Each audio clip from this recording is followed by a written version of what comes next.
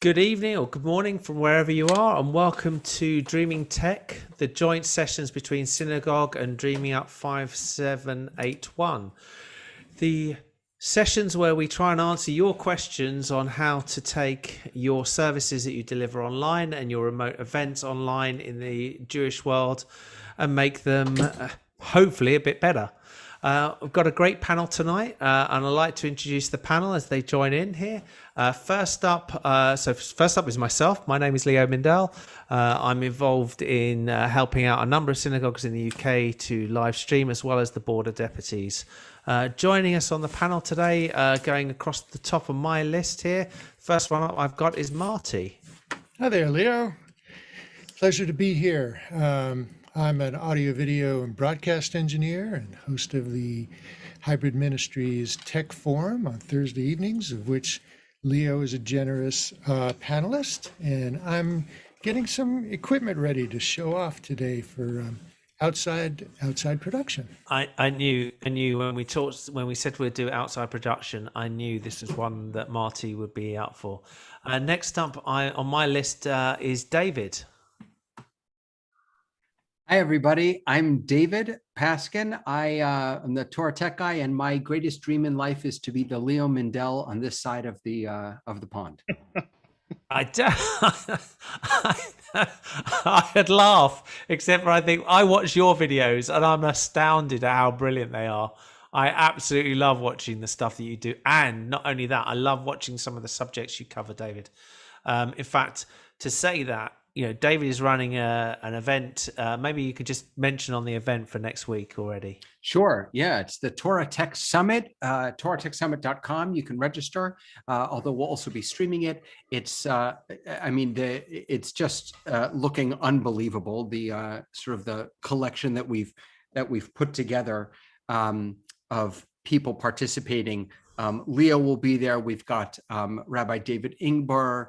Marty is going to be teaching. We have representatives from Cinemaker, representatives from ProPresenter, from Live Control, tutorials on vMix, OBS, Ecamm, StreamSpot. It's just going to be a wonderful, wonderful day. It's completely free. And you're all invited to join us. Thank you, David. Moving across on my list, the next I've got is Richard. Hi, good evening, everyone. I'm Richard Wolf. I'm from Charlotte Sedek, North London Reformed Synagogue in London, where we do co-hosting in our own particular way, which some people seem to like. And I foisted on Richard 3 minutes before we launched, or maybe even less, the gift of he is cutting the show. So he's the one who's controlling Zoom for us tonight. So thank you, Richard. I didn't know if that was down on the mitzvah that you thought you were going to be doing today, this week, but there you go. Thank you for doing that. I thought I was having a quiet Sunday evening. Quiet Sunday evening. Next up on my list is Carmi. Hi, it's Carmi Weinsweig coming in from Redondo Beach, California. I work with a couple of different shows, some here in California, one in Orlando and one in Chicago, but mostly I do technology stuff for film and television. So that's my primary area. So before we go to the next person, the show runs on questions from you. We've only got a couple of questions in the box at the moment. This is the time to put some more. So Richard, if you can spotlight the questions in there, the Slido thing, please put in your questions. Use that connection at the QR code, point your phone at it. Take you straight to the page, and then you can enter in your questions, and we will go from there. Next up on that I have is Brody. Are you there today, Brody? Are you joining us on the panel? I don't know if he is today. He hasn't got a picture on yet, so no, that's all right. So I'm going to move over to John Fiber. Hello, my name's John, and my background is in theatre. I write music for theatre and also sound design, but I've also recently done sound at quite a lot of shuls, which is, after all, another kind of theatre. and I've done some TV and film sound, and yeah, that's it really. And I play golf, as you can see in the background.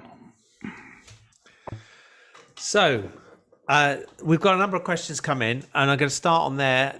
Put in the questions in there if you would like to, and we're going to go. The main thing we're talking about today is remote production, the ability, how we deal with this. This makes the bit that we do in synagogues even more complex when you suddenly throw the ability that you need to bring in people, or the event itself is outside of the sanity, if that's the right word, of where you normally do.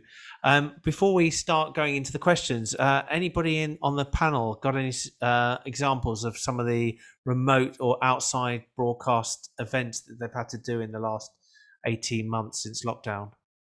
David? I know that a lot of synagogues here in the US are starting to do their services, their on-site services outdoors. And so some of us are lucky, we have a nice patio outdoors and it's close to the Ethernet, so we can just run a cable. But for a lot of other places, they're maybe going to a park or something like that. So in addition to life cycle events that may be taking place outdoors, as the world begins to reopen, a lot of us are finding ourselves outside. Richard, you're on mute. I can't. So I was reflecting on this sort of earlier when I saw the topic coming through, and I did a quick count up of how many people we did our service yesterday. We don't do them all hybrid. We did a completely online service. We had 19 different remote locations going on, which we brought in during that service over the course of an hour and a half service. So and we did it all through Zoom, and it was relatively seamless. But actually, when you add up the complexities of trying to get everybody in and they're making sure their mic levels and all that, it does put you you do feel at the time that you're running by the seat of your pants to make sure that it all comes in. But when it all works, it all looks really nice, and everyone says, "Oh, you make it all look so easy." But is what makes we found at Charlotte Tzedek. We really like as many members of the community being involved as possible. But that does go and make it a lot more complicated. But would life be very boring if it was simple? So just so I understand, when you're saying there, Richard, you're talking about bringing, so you said 19, is that including, have you got people back in the synagogue already now? Where's your rabbi based? Yesterday was a bit unusual. We actually we were 100% online yesterday. We have been moving into hybrid services, but yesterday we had a very nice service. It was for the top end of our Cheder, our primary school Cheder, who are all finishing, about to start their mitzvah program, and all the kids come and take a bit of the service. So there were 15 kids in the class, and we had each one of them were in their home, and we had people coming to call up for aliyahs, and other people coming in for other different bits and pieces, and rabbis and musicians and other things. And when you top the whole lot up, it comes to just under 20 people involved. But it's a normal service now for us, a hybrid service in the synagogue. We deliberately, when we started off doing this, we wanted to have the ability that we could make it work both ways. It was really important we could get sound from whatever we were doing into the sanctuary and out the other way. So we do call someone up who's sitting at home to an aliyah on the scroll. It's very, very strange. Some people have said it doesn't quite work. We have tried with someone being called up in the synagogue and the person reading Torah from home. People find that a bit strange, but it's actually, it can be done. And we have the tools there for the service leader to work out how it is they want to use it. Okay, let me move on to Marty and then on to John on this. Yeah, I did an outdoor service, first one for me, last weekend, as a matter of fact. It was a Unitarian Universalist service, and it was very interesting because they had a really nice tent. Let me see if I can get a picture of this up here.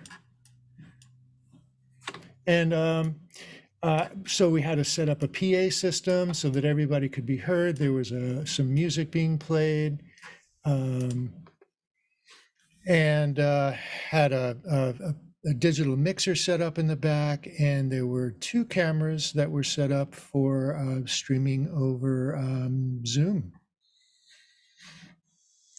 So it is. we set this up. We set this up on Saturday. It took pretty much all day, several hours on Saturday to set this up. Then we had to pull all the gear and bring it inside to secure it, and then bring it back out on Sunday morning. So carrying on going around the room, you said, John, did you have some? Yeah, just we had people back in our shul last Friday, was it? I think it was last Friday. We had 30 people, I think. But the nice thing is that we reconnected the PA, which had been disconnected for a year and a half, and from now on, even if the people aren't in the sanctuary, we're going to have the PA on, so the rabbis and all the people, well, the people singing can get used to the sound of their voices in the sanctuary, and everyone really loves it, really enjoyed it. It went really well. Yeah. Okay, so that's giving you a bit of a flavour of some of the things that people have been doing and where we're going. So I'm going to go and jump into the questions here. And the first question I have up here is from Ellie Miller. My question is about sound. What is the best way to make sure the sound of an outside venue is good for both the people outside and the people on Zoom? I'm looking for hands. Marty. Well, the best way to make sure that you have good sound is, of course, to make sure that everything has a microphone, and that ensures that and you have a decent mixer, and that makes sure that everybody on the webcast can hear clearly. You want to make sure that you only have microphones turned on that are actually being used, and turn your other microphones off. And then for everybody that are watching outside, you have to have a good pair of speakers that are placed appropriately, so they're not generating a lot of feedback from the microphones that are on, and just make sure that they're loud enough for people to hear them. Yeah. I'd add to that, the one of the big things I find, and I'm just going to come to you, David, in 10 seconds, is what called windsocks or dead cats. So the thing over the microphone, in particular, it's called a dead cat. It's normally grey and black, and I'm hoping John is going to pull a dead cat off the wall. There you go. So that is a dead cat on the end of a microphone. And thank you, Marty, as well. The difference they make on an outdoor event is amazing. David. Well, I actually just wanted to maybe tweak the question a little bit and ask, is there a difference in how we get great sound for the roomers and the Zoomers when you're inside versus outside? What are the differences? Because we already know it's a challenge indoors. So I think that's a great question. And we've got a number of professionals here. I've got Carmi's hand up. Carmi. So one of the things that's much more of an issue outdoors. Indoors, you're used to having acoustics that work in a particular way, but a big thing for outdoor events is more smaller speakers.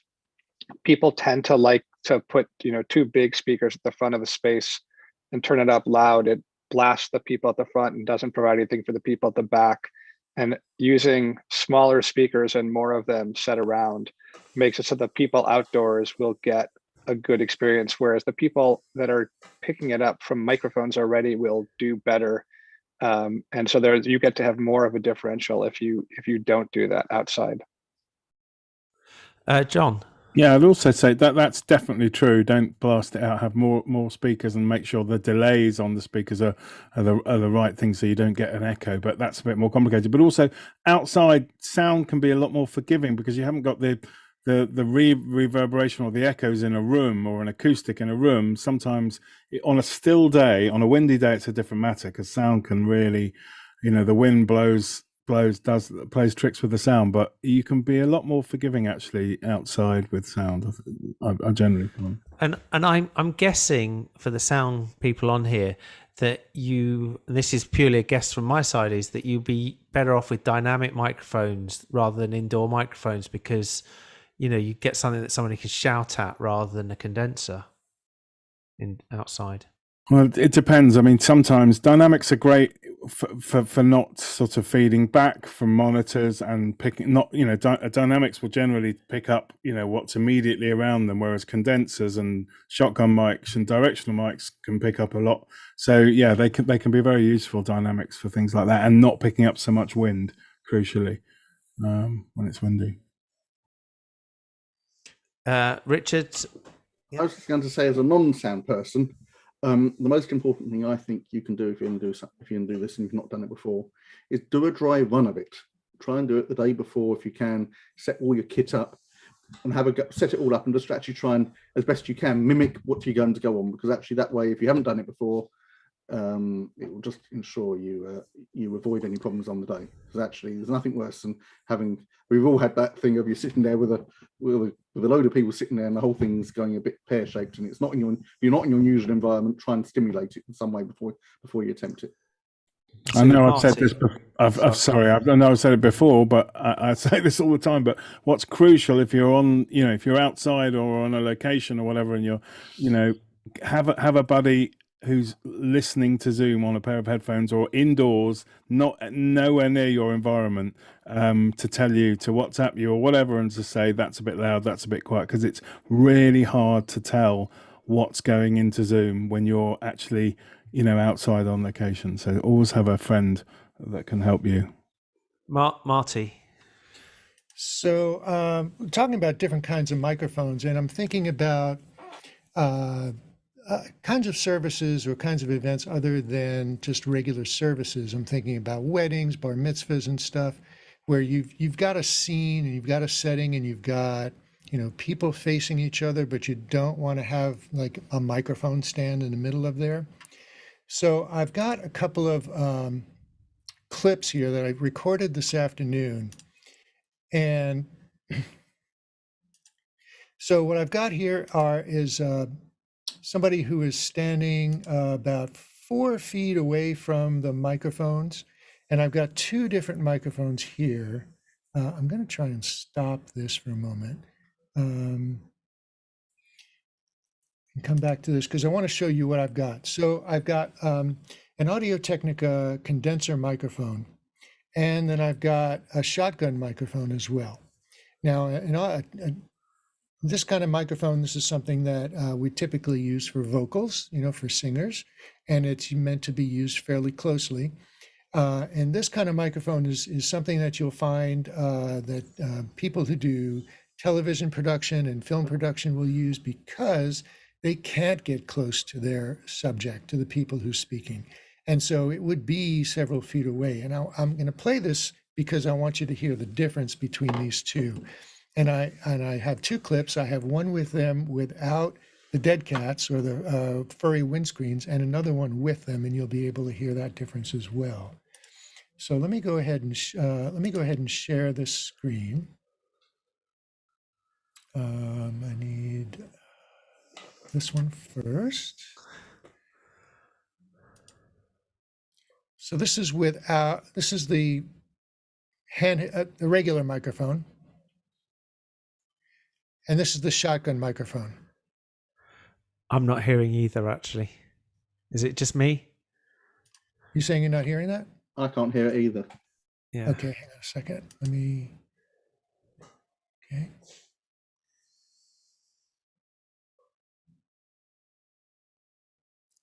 Seems to be playing. Hang on a second.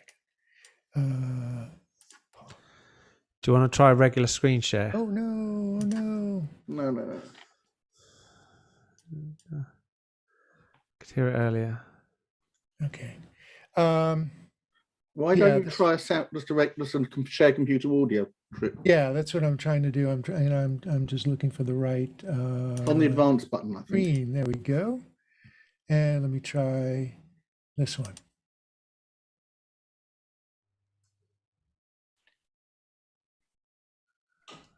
I'm still not hearing anything. Is it may be just me? No, I'm not getting either. Why don't you try doing share audio on the advanced, or just do a pure audio share?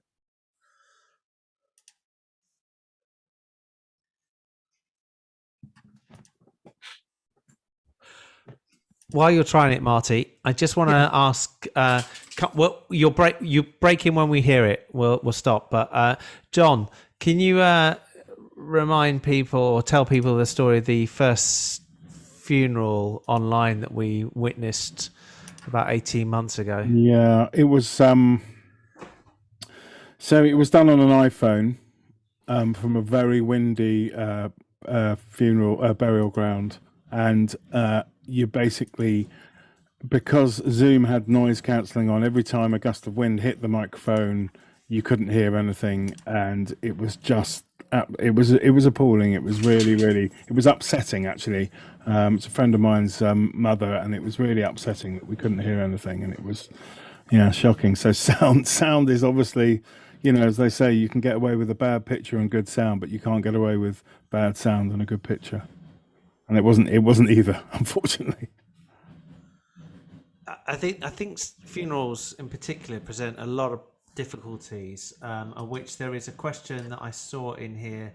I'm going to find it. Yeah, there you go, from Carmi. Have any of the cemeteries which you have worked on put in reliable internet? My experience so far has been no. The upside is that most of them that I've come across have actually had relatively good 4G and 5G signals, purely on the basis that they are quite open spaces, and there's normally nobody complaining about a mask being put up nearby. David, have you had to deal with have you done any or many funerals during this time? Not really. I haven't. I've been blessed. I mostly work with kids, so I'm lucky in that respect. Richard, have you had what's your experience has been with that side of dealing with funerals? So what's happened with us with funerals is the people who actually undertake the funerals for us have been providing streaming off the grounds for us. So we haven't had to go and deal with that element so much. What's been notable is most families we've noticed have wanted to go and keep that bit private. What we have found at Charlotte Tzedek we have done a lot more of is shiva prayers, online shivas, which is also really nice because of the international aspect of those. And actually it's something I think which won't go back in the box. I think people will probably want to continue doing those online afterwards.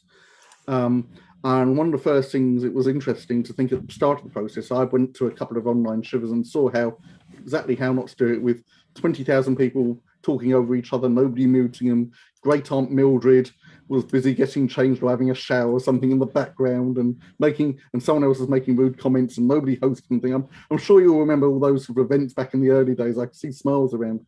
And from that, we actually at Charlotte Tzedek worked out how not to do an online shiva, and we actually have a shiva pack where we have a set of slides, we have a service plan, and we even have a script. So every shiva is identical for us, and it's just ready to go. This is a really interesting question about that. Do you send for people who do the shiva at home, do you send them equipment, or do you just send them? Do you suggest the setup of their PC at home? It depends. We have a chat. We try if we can to do a tech rehearsal with them before. I'm trying to work out whether all the families coming together, depending on the rules in force at the time, whether or not they could all be in the same home. And sometimes they took a more flexible interpretation of the rules, and you just had to pretend the rules weren't there when there was rules that only should be 5 people in the house, and you'd see 30 crowded around the screen. There we go. We have got kit which we send out regularly. We have a good webcam, we have a good mic, which we send out to families when we need to, and bits and pieces have got added to it, like extra long Cat5 leads and other things have gone in the box as well. So we have that kit available if it needs to go. Though saying that, we've nicked some of that kit for when we've gone and bought ourselves on site, and we use it for some of our on site stuff. But it's ready to roll whenever we need it. So you've got that for there. I mean, has anybody else created a similar sort of kit or stuff that they send for remote people? Not necessarily about funerals or shivers, but at other times. Carmi. So 2 of the synagogues, one here in LA and one in Chicago, have both. They basically took the kit that they already had for shiva houses, which already included the sidurim and telesim and all of those things. They took that kit and expanded it to include a little bit of AV gear. And at least one of the cemeteries here in LA now has put in reliable internet. So they have Wi-Fi that's local, and they offer tech. They have like a camera person and stuff that they'll provide if the synagogue doesn't have it on their own. So they will actually do that. I don't know how many others have done it, but I know that's something that's happened here. And I think it makes a big difference because it's one of these things. I agree. It's not changing in the future. I mean, even because you have internationals and you have non-local people, I think that's going to be something that's going to stay. But again, I think it's more common here to have people do graveside services than it is in other places. So the bit I've seen, I mean, we did this a number of times at the synagogue I'm at. We provided a kit for bar mitzvahs and assisted, because in a similar way, it's like, this is the one chance we want this to work. Fortunately, now the bar mitzvahs are back in the synagogue, but while they weren't, we were actually providing a camera, we started with a boundary mic. A boundary mic is like a flat microphone that sort of sits on the desk. So we put it sort of close enough up so that they could shout at it. A camera was just a simple Logitech camera with a very small, this sort of high tripod so that it could at least be adjusted. And then we said to them, plug those two things on USB into your computer, along with an Ethernet cable from the computer to their router. And that seemed to solve most of the problems. And we had a number of bar mitzvahs that way. It wasn't the best, but you could hear somebody. And I think that was the whole thing. We wanted to be able to see somebody and hear them. And, it came in a package. Marty, were you going to add on to that? Yeah, so sending out kits is a great idea because at least you know what you're going to get and you know what it's going to sound like. It's important to include either a microphone preamp or a little mixer in there, which is important, and cameras. So you're sending out this kit and people are using what you're sending them, so you know you're going to get reliable results. And somebody's not going to show up with a Bluetooth headset with a dangling microphone and, things are going to make noise. This is we sent out a few times. It's a USB lapel mic, which is pretty good actually. You plug it in just to the computer, you get people to clip it there, and you get really good audio from it. And it's very clean and very simple. You just select it on Zoom or whatever, and it's really good. On Amazon, it's like $20 or something. One of the things essential we found with any of this kit is we made sure in the box we have absolute idiot-proof instructions right round to this is what the USB socket looks like. Do not make any assumptions at all that the people receiving it know what they're going to do with that kit. Especially if you've got a microphone which has got switches on it, and even though you've sent it out with the right switches, you need to be explicit about diagrams saying this is how you want it set, and you definitely have to do a tech rehearsal with them beforehand to make sure they've actually got all the kit, the camera pointing the right way. I kid you not, we did have someone point the camera at the wall and couldn't work out why we weren't getting a picture. It sounds so silly, but it happens. The things I've seen over the last 18 months, events where we've been live streaming people and they turned on their iPad and then flipped their iPad because they didn't want to see something, so they flipped their iPad to show the other camera out. So we ended up looking at their feet for a session, and many other interesting times. There's definitely a book I think to be written about how not to do Zoomcasting. What happened to Zoom. Marty, have you got your sound working, or shall we move on? And are you there? I believe so. So let's try this. Okay. We're going to try this. We're going to stand with a thumbs up or thumbs down if we can hear you. Yeah, all right. Okay, I'm going to play this one. So let me point out that, let me stop the screen share so you can see me. So the handheld microphone, I have this in my mixer. It's going into a digital mixer, and I have the preamp gain maxed out at 58 dB, and which I can't get it any louder, and it was just barely loud enough at this distance that you'll see.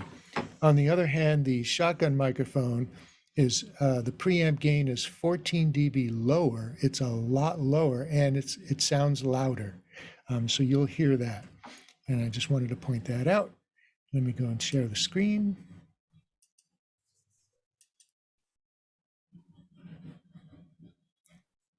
So starting out with the handheld microphone. This is the shotgun microphone. Marty, you need to switch your screen share. We're seeing your main desktop. We're seeing you now. We're seeing you, and we didn't hear it. We didn't hear it again. It says I'm sharing the screen. You are. No, you're sharing us. You're sharing the desktop. Man, this is technology, isn't it? Try this again. Yeah. How's that? There we go. We can see now. Let's see if we can hear. Can't hear a thing. So this is the handheld mic. There's no sound at all, though. It does say there's sound that you're sharing sound, though. And this is the shotgun microphone. No. No. No. No. No. No. No.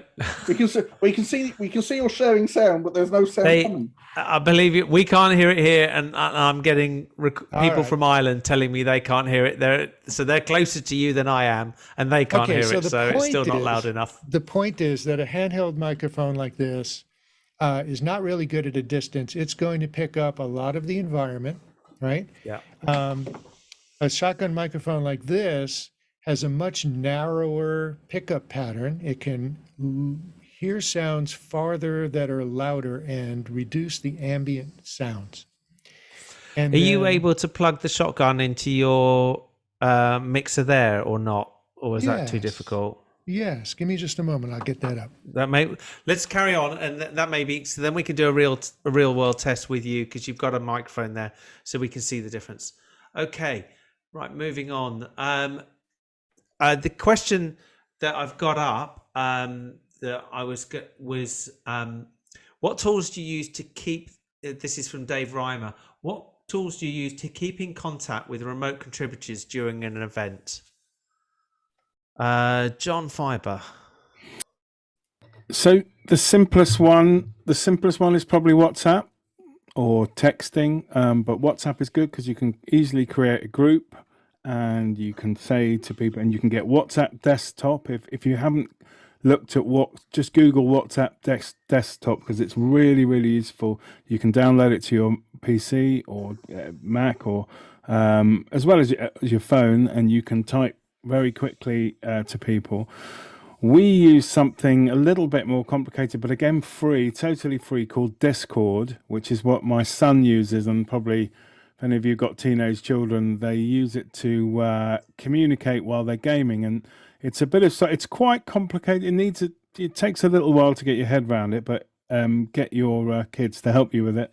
And basically, you can set up different channels. You can set up a voice channel, or you can set up a text channel, and you can set up different ones for different jobs. So typically if we had a client, we would set up that client's a channel for voice and for text. You can also do video, just like Zoom. You can send files, and therefore backstage we can talk to each other backstage. So when we're producing a live event or maybe an online event, we will be talking to each other saying, okay, put them on screen, take them off, do this.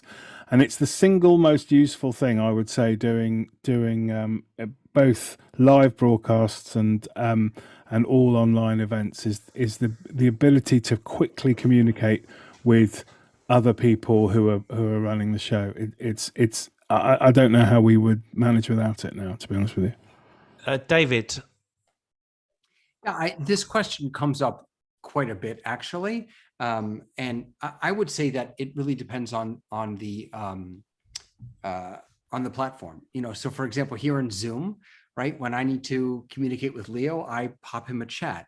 I know vMix, I believe, has into the interview functionality where you can bring, there's a chat feature, I think, built into that, right? In Ecamm Live, on vMix Call there is. Right. In Ecamm Live, there's no chat, but you can speak to your interview guests when there's a video playing. So there are different ways to do it. Speaking is definitely the quicker of the right. It's easier than chat, I think. My fear with speaking to someone, maybe having a Discord running, is always that I won't be muted on the production and that I'll be announcing my directions to the whole world. Yeah, I've done that. I can absolutely firmly say I have I have actually announced my production on there, and it does happen. Yuval has joined us. Yuval, you're fairly recently, you started using Discord. Yeah, but we were looking for solutions and went around using all sorts of communication methods, and we even used WhatsApp. But what I found about WhatsApp, the problem with WhatsApp is that the people at the desk, if they have WhatsApp on their phone, they can't use the web WhatsApp, and therefore I can't really communicate with them very effectively. So we moved to Discord very much with your help, Leo. And we found that, first of all, it's not only 16-year-olds that can use Discord, but 50 and 60-year-olds are, once they get the hang of it, use it very successfully. But it means that we have on our desk, there is the SPS service desk. And on my desk, I have the rabbi's, communication. And actually, it works fantastically well. I would say the only one issue with it, and it's not always going to be an issue, we don't use sound, we only use text. So sometimes it takes away from my own sort of concentration on the things that I really need to do, but it's definitely worth it. So just touching on this bit, I'm just really on the audio comms here. John, we've got an event tomorrow. Do you want to explain, or it's actually on Wednesday, how we're using Discord on that event? Yeah, so we're doing an online quiz for lots of schools on Wednesday. So we've set up a little studio with 3 cameras and a vision, switcher and a digital desk in a room with 2 people presenting the event. And then we have the sort of producers of the whole event in the next room. So we'll all be on Discord. So what I found really useful with Discord as well is you can put it on your phone, and you can also, like the little USB headsets that you can buy, you can get an adapter. I've got an iPhone, you get a lightning adapter for that. Actually, it's not, that's a mini jack, a little mini jack. You plug it into the lightning adapter, you plug it into your phone, and then when I'm on a camera, this is getting into a lot of detail, but I use a phone holder that you made for putting on your bike, on your push bike, and I attach that to the tripod leg, and then I've got a comms with a microphone there, and in a quiet environment I can talk to people. It's push to talk or latching on your phone, so you do have to. Now the nightmare is if your phone goes off, if you don't turn the screen to keep it on all the time, because if it goes off, then you have to start trying to look into it and unlock it, which is a nightmare. But when it's on, it's really brilliant, as long as you've got Wi-Fi or 4G, and it's free effectively, which is great. So I'll just finish up on this really quickly before we move on. 2 other things really quickly. I use these, which are aftershocks. So they're bone connected. They sit above, so they sit on either side, so they don't block my ears, which means I can actually listen and do something else, and the comms are coming through these. And that's an amazing difference, because it just means I can carry on doing anything. And when I'm not hit, there's nothing on the comms, I'm not impeded. But I would also add, we do this a lot with some organizations. We do all their management of all their Zoom calls using Discord. And there's quite a few of them said that they actually think the better chat is happening in the Discord than is actually happening in the Zoom call. So that was the comment. Carmi, last 10 seconds on this before I move on. Yeah, super quick. It's just one thing to be careful about if you use the chat, the Zoom chat to do comms, is that it is very likely, or it's a big possibility, that people will mistakenly send comm stuff to everybody, and that's the biggest advantage of using some platform other than the chat for that stuff. But sometimes also adding to that, even if you do send to an individual, the person running the meeting can often see all the chat. I'd say the one that's the most worrying for me on that is actually Zoom. I find Zoom chat, even twice today in the meeting that I was running earlier today, someone sent me a message thinking they sent it to someone else. But because I'm the host, they've ended up sending it, or you think you're sending a message to somebody and it also goes to all the other panelists. So I stay away if I can. Yeah, also because it's just one column, it just flies by sometimes. I want to move on to an interrelated subject on this before we go on to somewhere else, which is about communication in the written form with people when you're organizing events. And I just really want to go quickly around the room. What do people use to keep everybody on the same sheet? Anybody got any hands up? Yeah, John. Yeah, we use Google Sheets, which we share. And most people now, it is the best way, especially if you've got content like video. And I've just had a customer who didn't really want to use Google Sheets, and I spent half the job literally trailing through email trails, trying to find where he'd sent stuff. But whereas if we have Google Sheets, we have a schedule, we have the whole schedule on one sheet. On the next sheet, we'll have links to all the assets, all the video, which will be on Google Drive, and it will change your life if you haven't used it. I mean, obviously other sort of sharing spreadsheets are available, but Google Sheets works with us. Richard, I'll move on to you. So we use because we're all internal in the same organization, we use Microsoft environments. So we use a combination of, we use SharePoint. So we have a SharePoint and we have a folder for each event we're doing, has its own designated folder with all the assets sitting in. And we also have a shared spreadsheet which sits on the SharePoint, which also means that we're like on Google Sheets, where it can be updated in live time so everyone can do it. Saying that, even though it gets updated in live time, personally, I still like to go and print the piece of paper out and have it on my desk and sit there with my trusty pencil and tick the thing off. Old habits die hard with a ruler, because you can't beat it. I know where you're coming from in the thing, but the number of times I've gone, I'm on the wrong sheet. I'm looking, this printout they gave me is the wrong printout. I think the Google Sheets, to me, one of the things that I really like about using the Google Sheets is when we're on a run, when we put everything into one sheet and we put different tabs with different information so that it actually becomes a playbook. And then when we're on the live sheet of the live run order, we actually will change the color to say that's in green or in red, just to say we've passed that point. So we're actually on the same thing when we're moving down the sheet. That's it. Marty. Yeah, so I'm going to be one of the Zoom hosts for a conference next week that is going to have thousands of participants, and it's got people who are working the event. There are Zoom hosts, chat hosts, workshop hosts, live event hosts, and there's all kinds of paperwork, and there are video files and audio files that are being passed back and forth, and all the files are being handled on Google, either Google Drive, Google Sheets for documentation. There's some spreadsheets, but there's also Slack, which is very similar to Discord for communications. And because there are so many documents and so many files, when something is updated, it's mentioned and it's told to us on Slack, so that we look at Slack for communications and we know when something is updated on the Google Drives.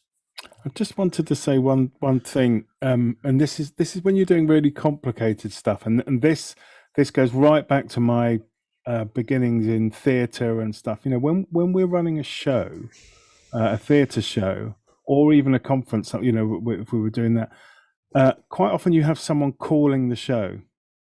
That is someone on a Discord or somewhere where you can talk and saying what's going, because I know, what we find, if you've got a not ridiculously complicated, but you've got stuff going on, and you're say you're switching the camera angles or you're doing the soundboard, it's really hard to read a sheet with what's going on and do what you're doing, i.e. moving stuff around. So sometimes if you can, to have someone say, okay, now we're going to this, stand by for this. If you can have someone that can talk you through it, it really makes a massive difference, because everyone is hearing it at the same time, and you don't have to be looking, where are we in the sheet, which, I know you find that quite hard, Leo, sometimes, as I do. I can't. Yeah. I mean, it was interesting when David was saying he's texting me on chat, which for once I was able to read the chat. When I'm on the show and I'm doing it, I am so focused, and particularly on when we're doing a live event, I rely on somebody else. If I'm doing the camera switching or I'm doing this, I just rely on somebody, because also it's so hard to keep the flow. I mean, as you're seeing it with what Richard's doing at the moment, he's cutting this show. He's having to do bang, bang. I'm in the thing. Then we'll go to questions. He's got to bring that up. He's got to do other things at the same time. And you're always, there's bits that you're missing. The thing I would always say about it is that it's always you miss things. You miss them. Somebody else probably knows you missed them, but 99% of the people watching never knew you missed it and never even knew that it was supposed to be there and are not bothered.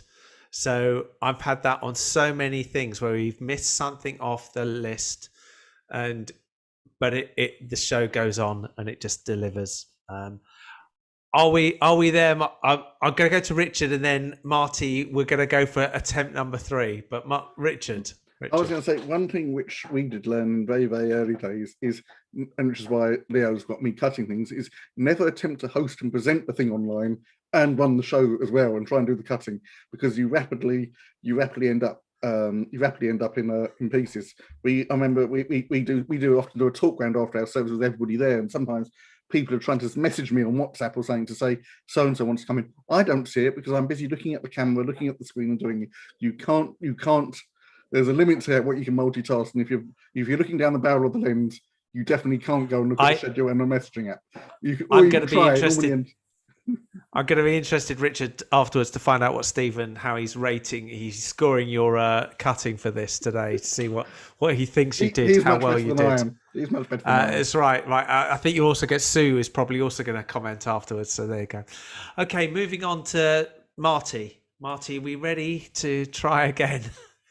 Well, I'm not gonna show those clips, but I'm gonna do a couple other things. So I have my regular microphone right here. I've moved it. It's normally down here, just under the screen, but I moved it a little farther. So I'm going to bring the meters in that will help with this. Yeah, all right. And I turned off all the processing. So I normally have a low cut filter, a little bit of EQ, a noise gate, and a compressor to make it sound full and present. So I'm a little bit farther away, and there's no processing on it. So you can hear what this microphone sounds like. Now I have this shotgun microphone. This is a shorter one than I was using before, but I also have it on this boom pole. Now, boom pole is a really nice way to, let's say if you're walking around on an outdoor space, if you're doing reception and you want to do interviews with people, so you've got a portable camera, and maybe the camera has a microphone on it, but in an outdoor setting, and depending on the environment, maybe there's a lot of people talking around, you want to get a microphone closer. But how do you do that, practically? So this is something that somebody else can hold, and it's extendable. And, a boom pole like this can go out to 12 feet, which means you can stand 12 feet away and get the microphone really close to the person you're speaking with. So I'm going to switch from my regular microphone.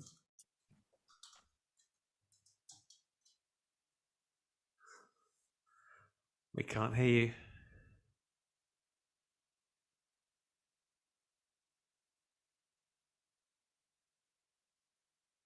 I can't hear Marty. Can anybody else hear Marty? I can't hear Marty.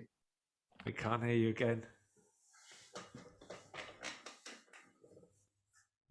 Sorry about that. How's that? Yes, now we can hear you. So I'm going to go back to Whoa. my regular microphone here. This is the regular mic, and now I'm going to switch over to the shotgun microphone. And do you hear a difference?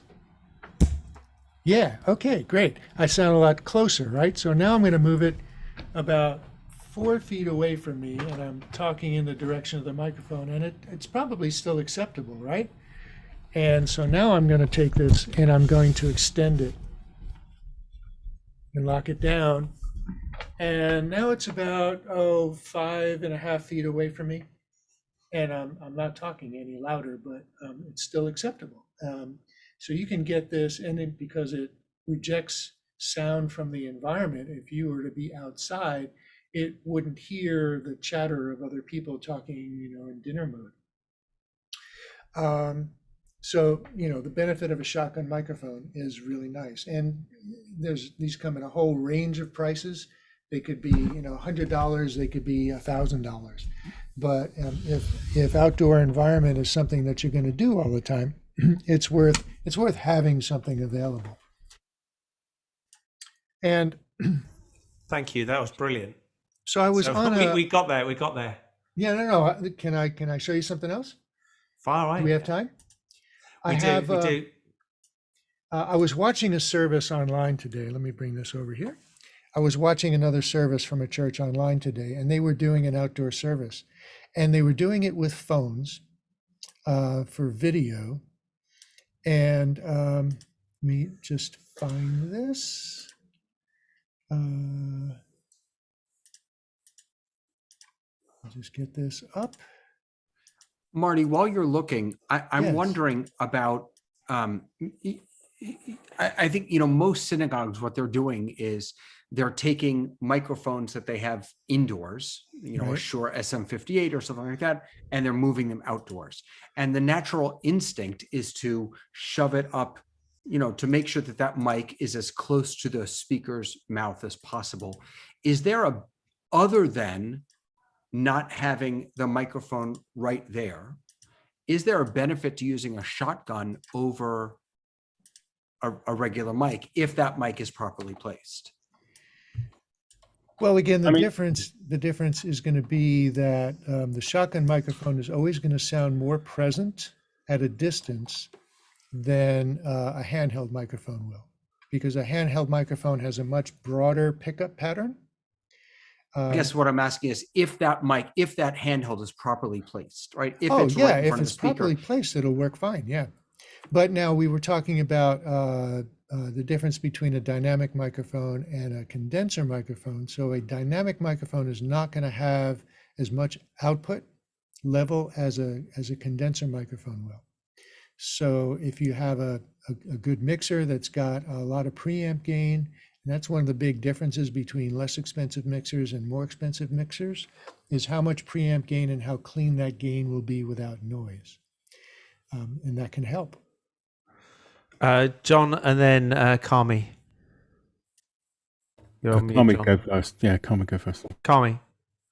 Just a quick thing. There's one other benefit of shotgun mic in an outdoor situation, which is especially if you have a blimp or a dead cat or windscreen, they are much better at noise rejection from like wind noise and stuff than most sort of indoor mics.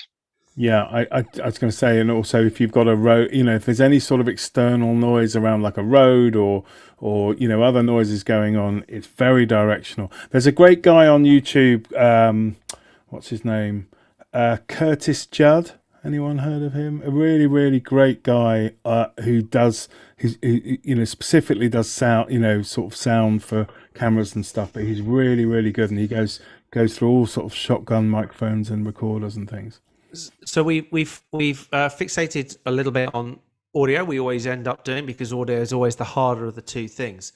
On the video side, that one of the things I would say, which I found to be incredibly effective, is the DJI Osmo 3, which is a handheld gimbal which you plug your phone into. It's about £100, and you effectively lock your phone in, and it will hold your phone steady. For funerals in particular, it's just been amazing, because you're standing outside, invariably you're standing, which means that you get quite tired holding something, so you've got to move to prop your arm against something. Don't realize, do realize it's an hour normally, and you can get really tired, and you can pass it to somebody else who can hold it, and it will just.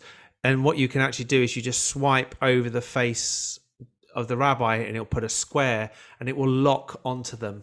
So even if you walk around, it will stay locked on that one person for quite a while, without you having to do anything. And as I say, it's literally about £100. On that point, I'm just going to move over to Yuval and just mention. You were going to mention about where you are on your funerals. Yeah, so funerals, actually, things have changed a little bit. And as there is less need of a lockdown, more and more funerals prefer to have the private occasion rather than send it on Zoom, but still is a demand for it. And my system, very simple. I use my phone and I use a tripod. And I just put the tripod in one place where we can see the action. And then often what I do is I use the sort of Jabra headset, which only blocks one of your ears, and it's designed for trucks, so it actually blocks off all the noise around me. It's very good for sound quality. And then when I need others to speak, it's normally if somebody else needs to speak, then what I ask them is to log into Zoom, but with the sound and audio switched off. And then when it is their turn to speak, they just switch on their audio and they speak from their phone. I can still direct my phone as a camera towards them. That seems to be working. And then when we need to walk to the grave, I just take my tripod with me and we walk to the grave. Okay, I'm going to move on. We've got a number of other questions in here, so I'm going to move on to those. The next question that came in from David Paskin. Best tool for reliable internet without Ethernet for on-location events? So I'll start off with this. I use a 4G box. Go on, David, you're going to put a... I just want to say I have another question in there which we can ignore, which is connected, which is, do you have any experience with the live view, the getliveview.tv kind of thing? So I don't have with the Get Live View TV, but what I've done, this is we've put this in a number of places, and I bought these. They're fairly reasonable, the 4G routers. You get a 4G router that you can plug in. It takes the SIM card, just pops in and out there. The nice thing is, if literally all of these, including the ones that you get from the from your mobile provider, you'll see that the fourth port normally says WAN on it. By default, this isn't configured. You need to just go around and work out how to configure it. But what it will do is you can plug in an Ethernet connection into the local network, and it will use that. And if the local area network is unplugged, it will continue going and using it. So you can get the best of both worlds. And so if you've got, once you have one of those set up, you literally can know that you can walk to any place, plug it in, because everything on your side will be the same IP addresses that you're used to. And you can use it at any venue. Even if they just give you one IP address, you can get everything out. And these retail around about £140. So some the top price ones, or not these are the TP-Link ones that I use, and they work well. Anybody else use something similar? Okay, great. Moving on. Another question from Yuval. How can I display Zoom selectively in the sanctuary? I want to show on screen others who join us, but not the sanctuary itself on Zoom. David. I've been suggesting dual monitors. Zoom has built into it a dual monitor function.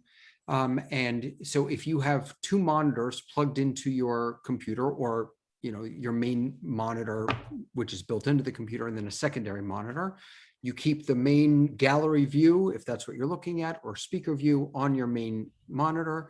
You drag that second monitor window onto your your TV or whatever you're showing. And then you can either leave that as the active speaker view. So, when you're making noise, you'll show up there, or you can pin certain people. So for example, if you have a Torah Techi, someone who's kind of facilitating your Zoom meeting, and you have someone coming in for an Aliyah, you can pin that video. There's an option in Zoom to pin to second monitor, and then that will show up there.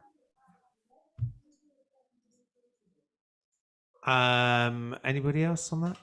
So I know this was there, and I now can't find it because I was asked this a week ago and I can't find it. There's a way to hide self view in there, and I just cannot for the life of me find it. And I know there is a setting to say hide self view. And if you hide self view on the gallery, click on yourself. Leo, if you click on the three dots over your image, of course it would be two. It is, yeah. If you hide self view on your own view and you put the gallery up, you disappear off the list so that you don't appear in the room. So whichever room it is, that you don't get that parallax or whatever the right term is of it repeating in itself. But it's the other thing to do when you do that is always to hide non-video participants. Otherwise, you end up as well. Yeah, and then you just end up with a clean room. Lots of names at the bottom. Yeah, Yuval. So my only question is, if I have no experience of it, but it would be interesting to know if you wanted to spotlight yourself and hide self-view at the same time, whether this is going to work or not. Because that's what I want to do. I want people in the sanctuary not to be distracted by another view of the sanctuary while they're already there. They don't need to see it. It's a bit of a, well, you wouldn't. Yeah, I wouldn't know if. David. What I would suggest, Yuval, is that you join from another device. Maybe it's a portal or something like that. You turn the video off and you make your icon, your profile picture, the logo of the synagogue. And so you pin that participant to that second screen until you want to bring in a remote participant into your experience. That way people are just seeing, or maybe it's a slide of upcoming events or whatever, or a beautiful piece of artwork. You have that there, and then when someone's participating, then you pin them to that screen.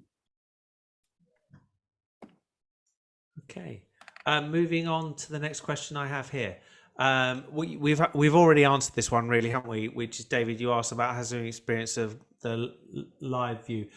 I do know about that. There's a lot of hardware that came out that enables you to do this multi. So the big problem, what you're doing is bonding connections. And if you imagine the way that this works is you're sending out two connections out to the internet. They can't just go out to the internet. They have to join somewhere to be put back in. So most of these hardware services include a license for them to be able to, for you to hit the gateway at their end so that they can bring the two pictures back together. Otherwise the frames are all going to be all over the place. And so that's why you will find with all of those devices, there will be a subscription service, pretty much all of them. Otherwise it's never going to work. You can always bond to Ethernet connections, two connections to the internet. There's lots and lots of ways of doing that, but it was always designed so that some traffic goes over one, some goes over another.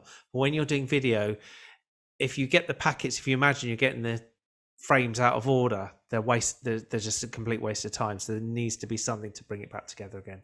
So that's how those ones work.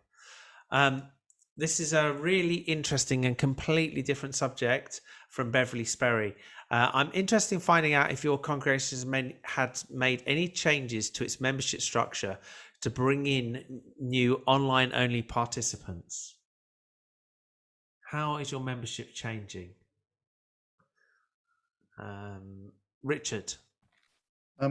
Short answer is we haven't done any membership changes, but we have been talking about one of the active discussion points I've been encouraging people to think about is digital only. We can't call them members, they're not only, but people, digital only participants, and being aware that we have participants who are geographically a long way away from our community and making sure we actively make them as welcome as possible. I don't know whether we're at the stage yet of trying to monetize that. It hasn't felt quite appropriate, but maybe that is something we might start looking at in the next 6 months' time. What I have noticed is a few of them who've come to regular events have turned around and said, "Can we make some donations?" And we very much encouraged that, but we haven't actually moved them into membership as yet. David, where are you seeing this in America? I know you're not in a pulpit at the moment, but how have you seen this in people? I don't know how I'm seeing. I know everyone's asking the question, and I don't know what the answer is, but here's what I hope happens. What I hope happens is that this forces us to double down on the question of how synagogues and temples support themselves, because membership is meaningless in a world in which I can daven anywhere. And if what I'm looking for, right, is a community to pray with or to learn with, if I can access that anywhere by paying a fee or by making a donation, then the idea of membership becomes meaningless. And unfortunately, many of our synagogues and temples, that's sort of the model. It's not about, although we want it to be, it's not about tight-knit communities and we're all in this together. It really is fee for service for many of us. And so we have to start thinking differently, or at least asking the question about how do we monetize, how do we sustain ourselves in this new kind of an environment where what we're offering, frankly, is not really unique. I would only say, I mean, I totally get what you're saying. I would only say, we have almost exclusively a subscription sort of model in the UK, and but that does cover burial rights. It also, I'm a member of our bereavement group in our synagogue, so we used to visit, and now we call people. There's a care team that still go and do all these things, and that's the sort of, for me, is the added value of being a localized member. In terms of worship, you're totally right. I mean, you're right. And what we're seeing in America is, and this happened long before COVID, is the rise of the independent rabbi, the independent cantor, the independent whatever, who, so there are bar bat mitzvah rabbis and cantors who no one has to join a synagogue to do that anymore. And I'm not advocating that, by the way. There's tremendous value to joining a synagogue. But the reality is that you can hire a rabbi to do a funeral, you can hire a rabbi to do your wedding, you're this, you're that, and you don't have to pay dues.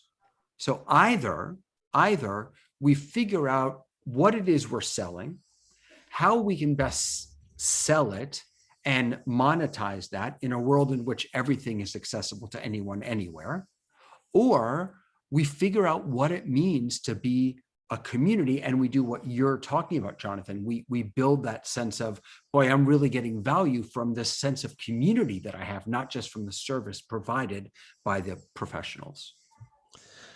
Richard and then Carmi. I wanted to very much follow on from that.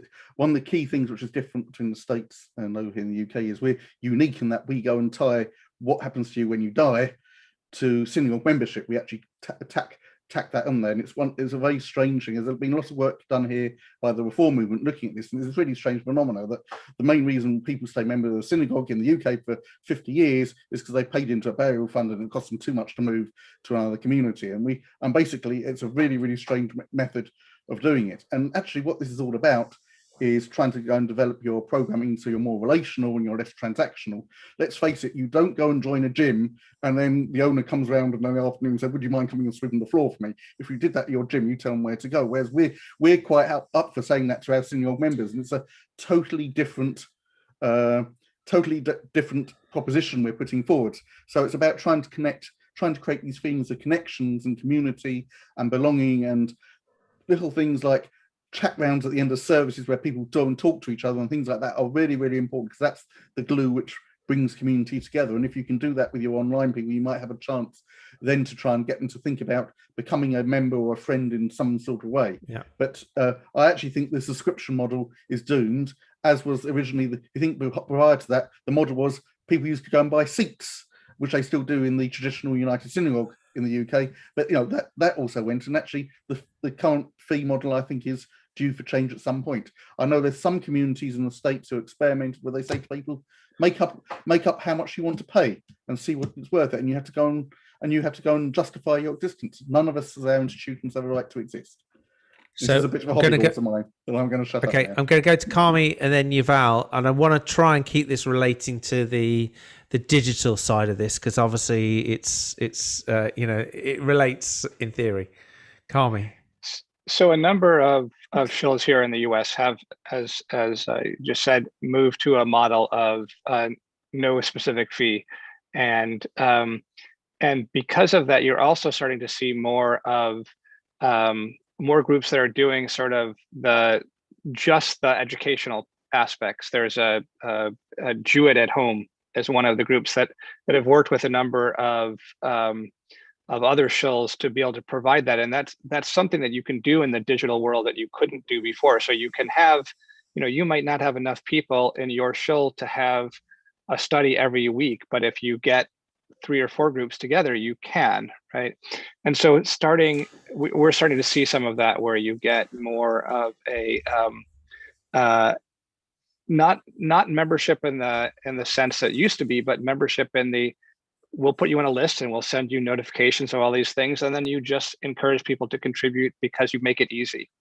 But you're not, since you're not asking for anything directly, you can offer them things that you couldn't have offered before. I can go, and I do this, I go to services in Chicago routinely where my dad is, whereas before I would have had to fly back to Chicago to do that. And that's a big difference that you're getting here. Yuval and then David. So we never saw that as an opportunity to change the membership model, but rather as an enabler at the time of the pandemic. What we found is that people wanted to join us, and us being visible, especially on Facebook and mostly Facebook, less so on YouTube, meant that some people joined in, and we welcomed everybody who wanted to join in. Some of them were actually converted into members, which is really nice. I wouldn't say it's a big flood, but it's nice that those who joined us and thought that our services really spoke to them eventually have now a form of a membership. Where the big difference is when it comes to proselytes, because I found that some of the proselytes that joined me during the pandemic are people who would not otherwise have been able to join me. Because maybe they're disabled or they live too far and so on. Now here I have a dilemma, because normally the rabbi proselyte relation is you want to see them, you want to see them come to the synagogue, and here I need to change the model because I know that those people who join want to join Judaism. So we need to think about that very carefully. David, and then I'd really like to hear. You muted yourself, Leo. I muted myself, didn't I? Sorry, I was going to say, David, I'd really like to hear from Marty from a different religion if there's a different view of some of this. But David. So yeah, first of all, thank you for bringing us back to the digital aspect of it. A couple quick thoughts. First is, if we want to create categories for digital memberships or even invite donations for digital memberships, then we have to do more than simply stream our services. We have to create engagement, real engagement for our online communities. And that goes beyond setting up cameras and just having nice microphones. It means really engaging with people in digital space. Another thing is that I think we need to borrow from the church world is that it can't just happen on Saturdays.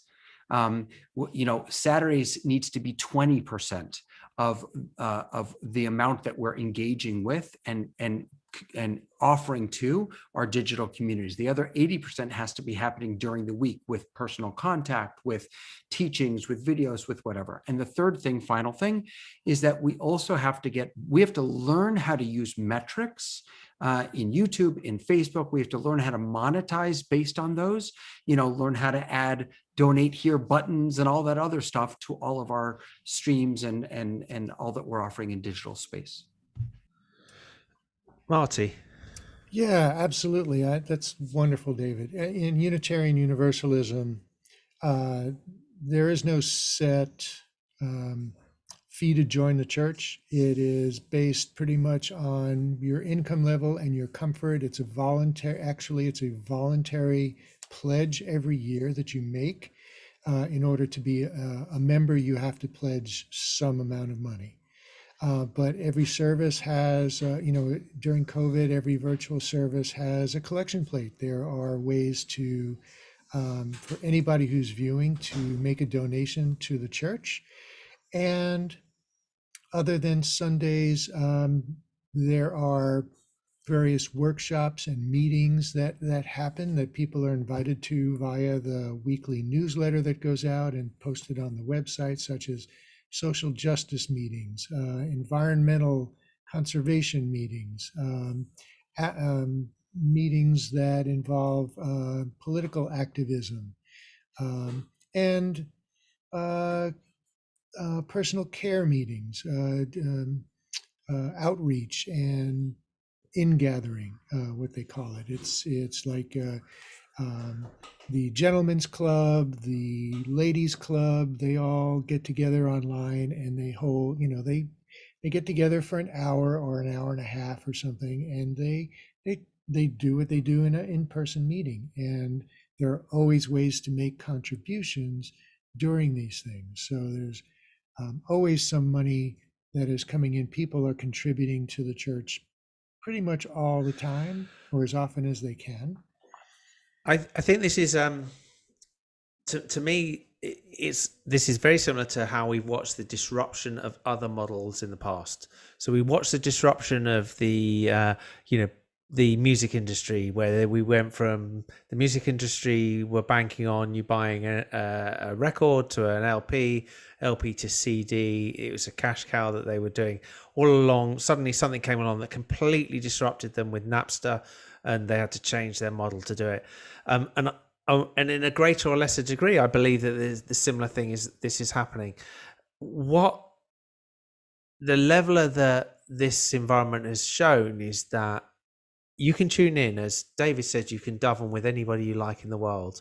And when you can daven with anybody you like in the world, you can also choose to not daven with anybody you like. So there seems to be a lot more synagogues that are the ones that you never want to visit ever again. And because you can see the ones out there that you like and the people that you like, and you find the communities. I think when everything was geographic, which is how it was in the past, and built by geography, and also, as Richard has said, with certain rights, and the burial rights is still a huge thing. But people at a younger age maybe aren't actually taking that so much of an interest. They're now looking at, what does it mean to me? Who do I gel with this rabbi? Do I get on with this community? Are they the way that I feel? And does it matter if I'm not actually, that there is a lot more things there. It will be hugely interesting to see how this moves on. And maybe this is now going beyond where the tech side is that we could talk about. We can spend 2 hours talking about this, and we could have a lot more opinions. I don't know how that would come about, but there we go. Have a lot more opinions. Thank you, Beverly, for a really interesting question. The question is going to interrelate. So I actually got a question that came in, and I apologize, from Cindy, which I missed. She was asking, what is the router? And also Yuval has asked the same question. So I'm using, as Yuval says, the TP link. This is the AV. This actually, I think, isn't the 1200. This is the MR400, but the 1200 is the better one. But they are coming out with 5G ones shortly, and what that means is they're designed for home to business use. You can go up. There's a lot of options that are a lot more expensive than this. Where we found these incredibly useful, we put a couple in a synagogue that has got some mobile trucks. I can't think of the right word. It's a cabinet on wheels with all the equipment in, and they move to different locations within their synagogue to do their services. we put this in so that they knew that if the internet just didn't happen that day, that they can continue the service. So I'm not aware of 5G version of them out yet, but I'm expecting. Does anybody else, have you seen the 5G versions? Not yet. Not seen that. But Richard. one thing we did is we've installed a mesh Wi-Fi network across the whole site. In theory, we've had some teething problems, but in theory, to go and give us consistent Wi-Fi coverage no matter where we sit around. What we hit a problem was we actually ran out of IP addresses because we had people coming in logging into the public side who were nicking away our IP addresses. And we've had to play around a little bit with that, but actually making sure we have consistent Wi-Fi with lots of access points and the whole network running consistently was really important. Until that point, we had a collection of about 5 different Wi-Fi networks, which we tried to build ourselves.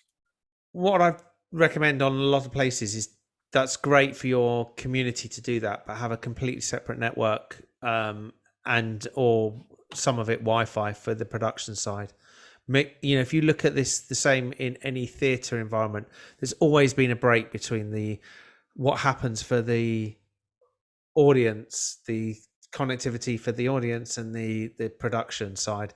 You're literally and the same as every football stadium, everywhere you go, you'll see that they have a private network that's purely for the production side, because that's the bit you rely on. And what the number of times that I've done events where we've had so I do the Board of Deputies streaming. We have massive connectivity at the venue when we used to do it, and then we would look around and there would be 15 people watching the stream, sitting in the seats and watching the stream, watching it full broadband. And you're like, whatever you do, they're going to pull your whole connection down. And anybody who's been in a stadium, in a football stadium or a sports arena, will see that go there when I go there and it's silent and you get the biggest internet connection you've ever done. Go there when there's a load of supporters there and it kills it. So keep it separate. So Leo, I'm seeing, just looking online, and I'm seeing that there are 5G routers available from HTC, Verizon, Netgear, and D-Link. Yeah, they're all coming out. This is slightly going to one side, but it's been reported on many similar shows about this. We are about to go into a real shortage of equipment, a global shortage of equipment over the next 6 months. It's going to start hitting in the next 3 to 6 months, and it's going to potentially last up to about 5 years. There's lots of reasons for it, but it's basically to do with fabrication factories that have disappeared. 3 of them are burnt down, and they're going to take a long time.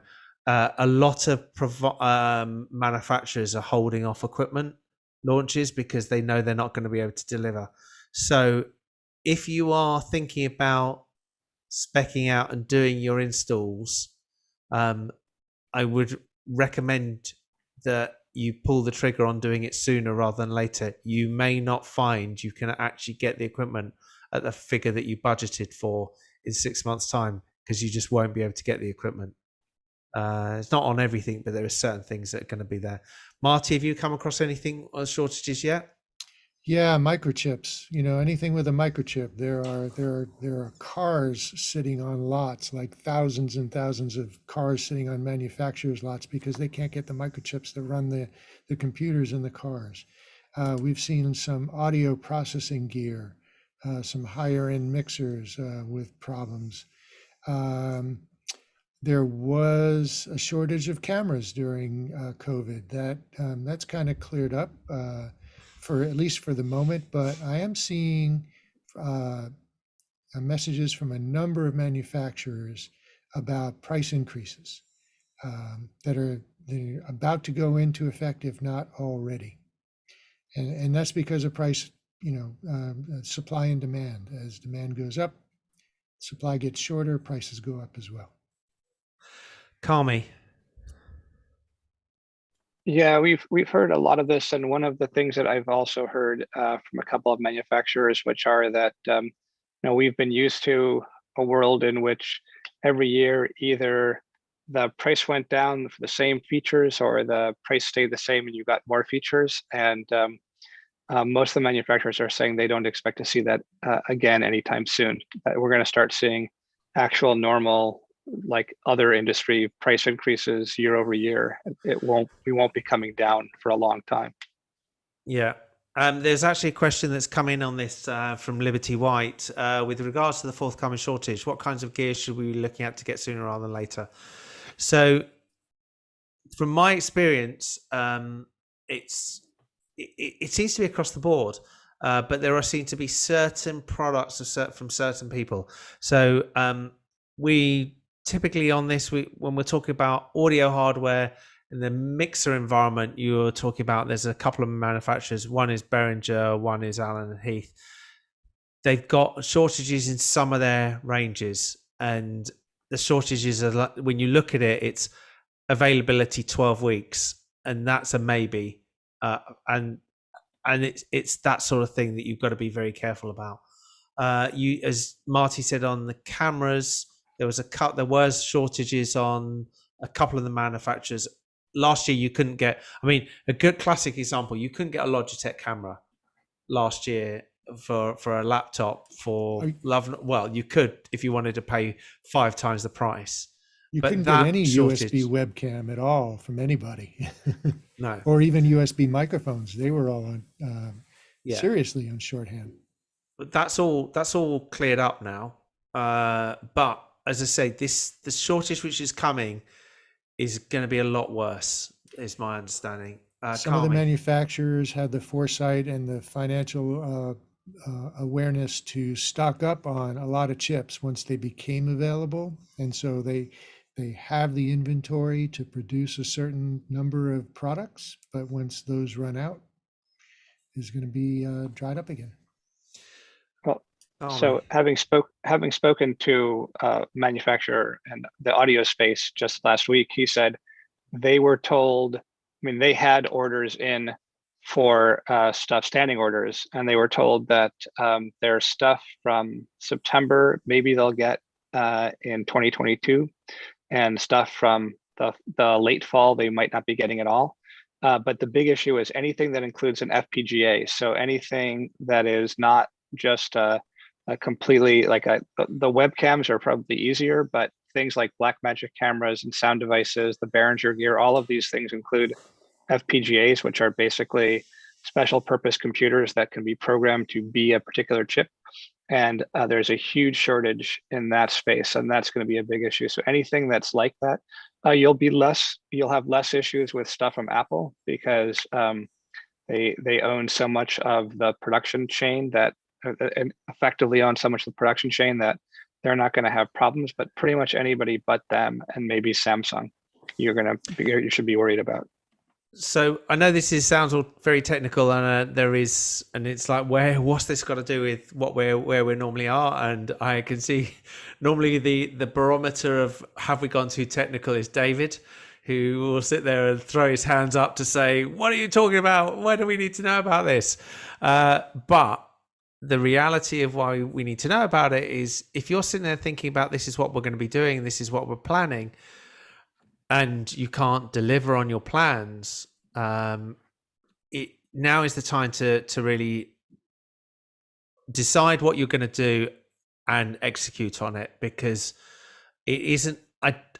There's two combined issues. One is the shortage, but the other thing, as I said, is that the manufacturers are unlikely to be releasing new versions of certain things because they know the shortage is coming.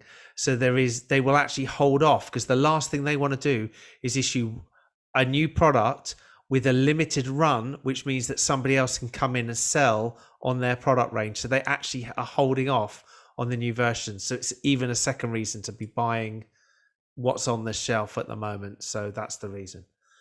I've heard that a number of manufacturers are trying to redesign their circuits to use different chips than the ones that they can't get. Yeah, I did see. It's the last thing I'll mention about it. I saw a teardown on the. This is the A10 Mini Extreme, And the 2 chips which sit inside this A10 Mini Extreme, if you try and buy the retail of the 2 chips that are inside it, it's over $1,000 just to buy the 2 chips. And this only retails at $1,200. So that's how desperate it's got. The fabrication to fabricate these as a retail is now more expensive than it is to physically buy it. It's that desperate. Okay, last question that we've got from Kami. Have any of your organizations offer support for remote children of older members, especially when we move out of lockdown? Explain your question, Kami, to me.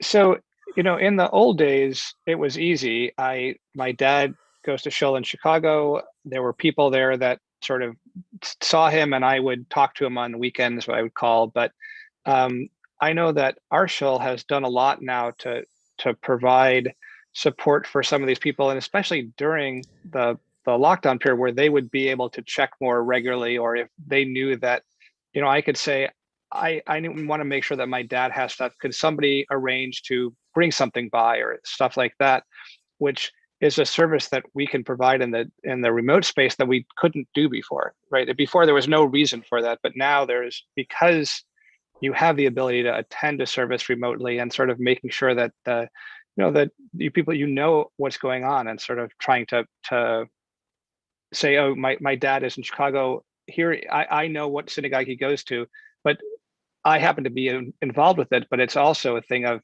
reaching out to those members' children the other direction, right? So not waiting for me to contact them, but to contact the kids and say, hey, you could come to services here. Richard, I'm going to start with you. You're pondering. How are you dealing with these things at your shul? So, I mean, the immediate thing I was sort of thinking about, was we had one particular bereavement where we had, and I think it's one of the nice things about this, we talked about this earlier, where we had the daughter of the person who unfortunately passed away. They were long-standing members. They've been members for 60 years. But she lived somewhere out in LA. I did look it up. It looked very nice when she lived on some little island and something like that. But we were able to go but before lockdown, she'd been looking at getting on a plane, flying overnight to get in for the funeral, staying for a week, and and a huge financial outlay. But actually, we were able to do all the support to the family who are living out there, and they were very grateful and felt really held and supported. And I guess is that sort of where you're going, Kami, with this? Yeah. So what I was thinking, I mean, from my perspective, as I said, I'm connected to the shul because I grew up there, but I know lots of people that the kids aren't connected, and so I know that we started doing that at one of the shuls in Chicago, the one that my dad goes to, of actually actively reaching out to the children of older members and inviting them, specifically saying, your parent comes to synagogue every Saturday or every, whatever.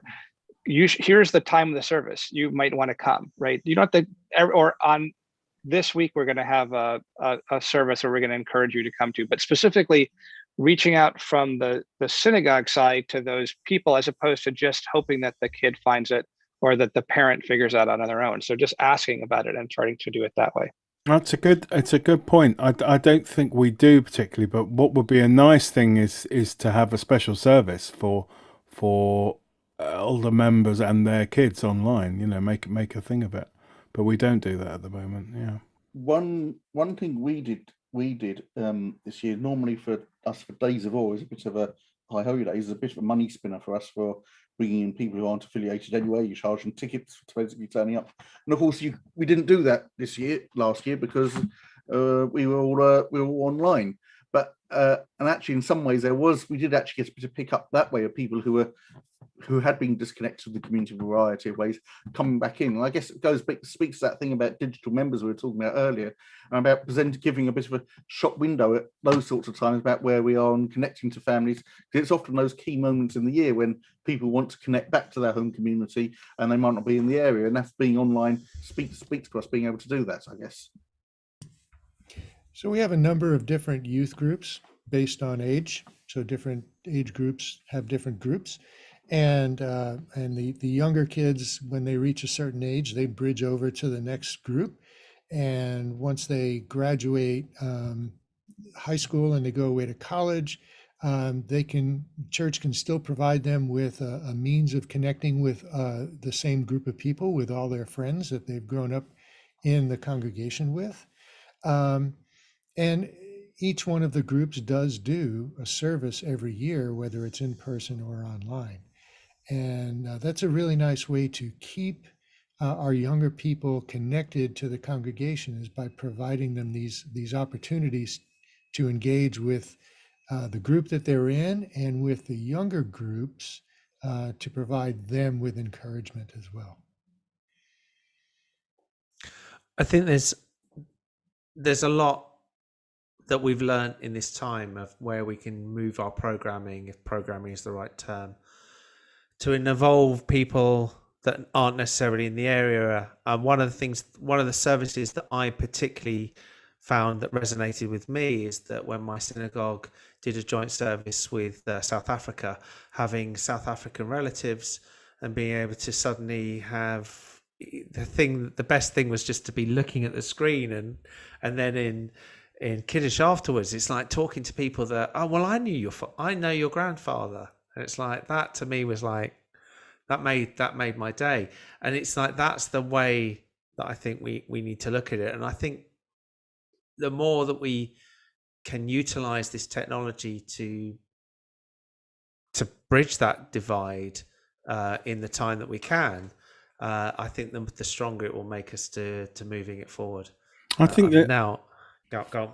Also, I just think, the whole thing we were talking about, how do we monetize online members and stuff. But I know from our shul, that we've had a few people from around the world, but there's one lady who comes every week from Cape Cod, and on the Saturday morning service, she must be getting up at 4 a.m. or something crazy, and she lives on her own in Cape Cod, and we all find it so moving, because she wants to be here, and she makes an effort to get up, and she says, you can see it's dark, pitch black, and it's really, we keep saying to her, we can't wait for this to be over and then come over and see us, because it would be lovely, Okay. What I was going to say is actually one thing which is really important. It's a bit of feedback I had from one of the rabbis in our community who lost a relation who lived in Finland, of all places, but it meant it was an opportunity for the family to come together for an online shiva. But the people hosting the shiva prayers decided to do the prayers at high speed and basically cut the thing off and end it. And he said, actually, that was really sad, because it was the opportunity. There was members of the family there who hadn't seen each other maybe for decades in some cases. And often the most important part of the service you're doing, or the event you're doing, is not the prayers itself, but it's the time for the family to spend time catching up, seeing each other, acknowledging, making those connections they might not have had for that period. And that is actually one of the most important things we do, is bringing people together. We do an event on Thursday, a music event we do with the same rabbi, and we pick up people who come to it. He's originally from Texas and Canada. He's been all over the place. So we get people joining us. We're at 3:00 in the afternoon. We've got people coming into us where it's 7 a.m. in Vancouver. We've got Austin in Texas coming on. He's got some nuns in Germany, and we've got another nun who's based in Erbil in Iraq, of all places. It's really random, but we have all these people coming on because they've got a connection to the event and want to be part of this community. And we have this community of 50 people across eight or 10 time zones, and it's wonderful, because you wouldn't have done that pre-COVID. We wouldn't have done that at all. And on that point of saying don't cut people off, I think we've come to the end of our time. Before we do, I just want to pass over to David just to remind everybody what's happening next week. Absolutely. And before I do, I just want to give a huge thank you to Leo for making this happen for the past number of months. And I mean, this has been I have learned so much. And I also want to give a special shout out to Marty and Carmi and Yuval and Jonathan and Richard. I mean, everyone who's participated in this, it's just been so rich and so helpful. And I'm so, so grateful. So thank you to all of you. Yeah, so next week, I hope you'll join us. It's going to be the Torah Tech Summit. Go to torahtechsummit.com. You could register there. It's completely free. Amazing learning. Some of it a little technical. Certainly when Marty presents, it'll be technical, but a lot of it also for those us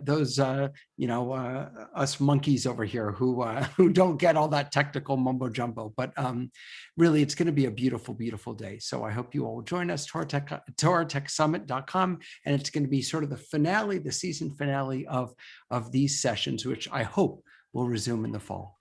What time is it, David? It begins at 10:30 Eastern time. It runs all day until 5 o'clock Eastern time with a number of different sessions. The entire schedule is up on our website. You're welcome to view it there. You can come in for some of it. You can come out for other parts of it. Whatever feels good for you, whatever works for you. So that's 3:30 UK time. It starts. I'd like to thank everybody for coming. Richard, if you can stop the stream, because you're the person that will be able to press the button. So goodbye to everybody on